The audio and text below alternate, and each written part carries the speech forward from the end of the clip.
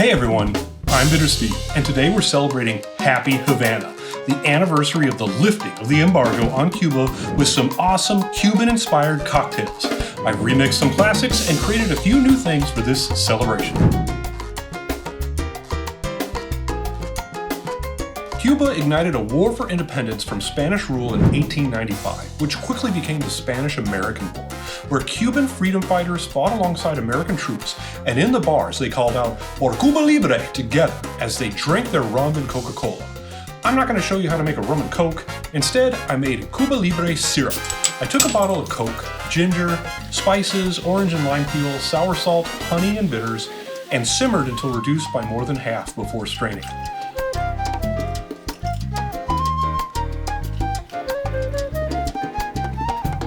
I ended up with about 5 ounces of syrup.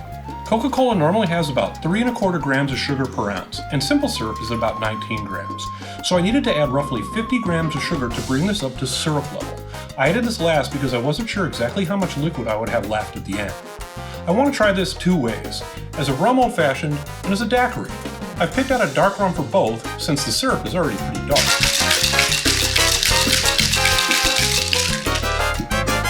The daiquiri will be a standard recipe, nothing new, and we're just subbing the Cuba Libre syrup for the simple syrup. And the old-fashioned is here. I'll admit I've never had a rum old-fashioned I liked. Let's see if today is the day.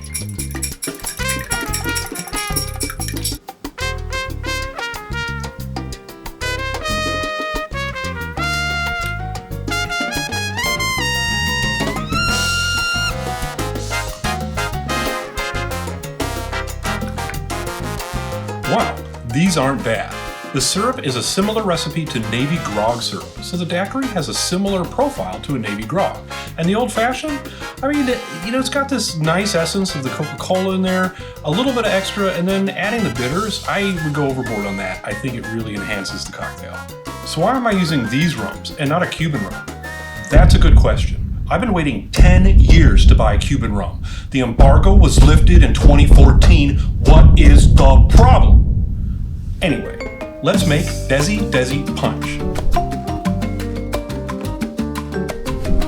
Desi is just one of the names given to the people from the Indian subcontinent that were brought into the Caribbean mostly as indentured servants on sugar plantations starting in the 19th century.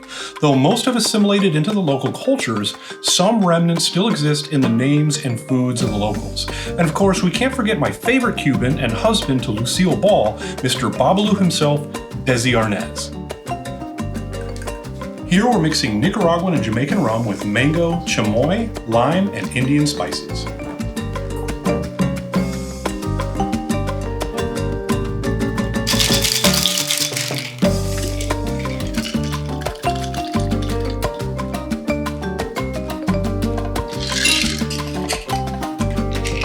That color is amazing.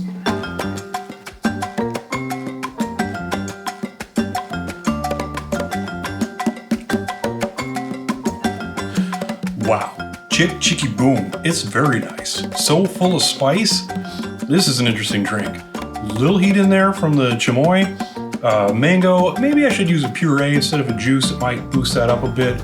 But this is an interesting drink. This is really nice.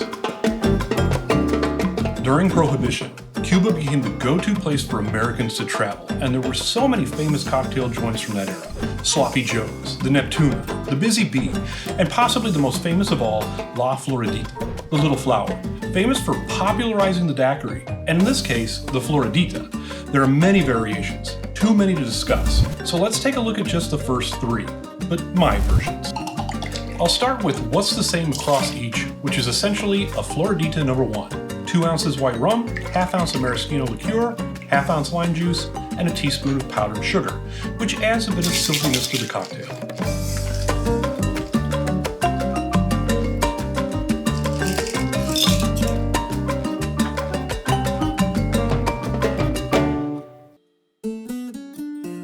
That is a beautiful cocktail. In my versions, Maraschino Liqueur is a part of all 3. This liqueur is crushed Marasca cherries, pit and all, soaked in spirits and then redistilled. Not a cherry brandy like Kirsch, though the flavor is kind of similar. I'm also using a local rum, Bright and Brown, which has a nice molassesy licorice kind of vibe. Not quite blackstrap, but still very flavorful. In the second one, we're adding orange juice, dry curacao, and just a touch of yuzu in there for some added citrus zest. The third is based on a palatable or Hemingway daiquiri, and we're adding in some grapefruit juice instead of the orange.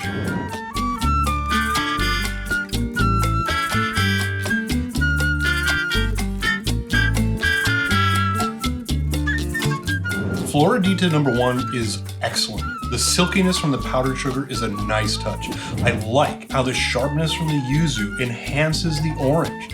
The Hemingway daiquiri version, well, if you like this, go find my video on the clarified Hemingway daiquiri.